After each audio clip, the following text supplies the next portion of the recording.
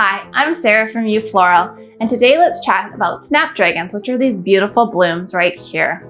And I have 10 stems here just to give you guys an idea of how many flowers you would get in a bundle. These beautiful blooms here are actually locally grown in British Columbia by a farm located in Langley. So if you're wondering where would I use these in my DIY bouquets, I love using them in elements where I'm trying to create sort of airy wildflower look. So I'll put them in my bouquets if I want the extension that comes from the Snapdragons, or I'll put them even in centerpieces or in the large arrangements that frame the aisle. A couple things to know about Snapdragons is they're really long stemmed, which is amazing if you're trying to get that height in your arrangement, but they have really unattractive foliage. So you can see here that all of this greenery here is not very nice, so I would remove it before actually putting it into my arrangements. There also can occasionally be an ugly bloom or two on the stem. This one doesn't have any, but that is to be expected, so just keep an eye out for that and just pull them off if that happens.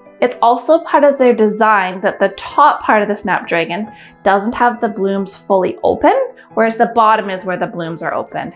So I just love that because it gives the different texture to the Snapdragon, and that's what really elevates bouquets, is having a variety of textures within them. So hopefully you guys enjoyed learning about Snapdragons, and let me know if you have any questions. Thanks for watching.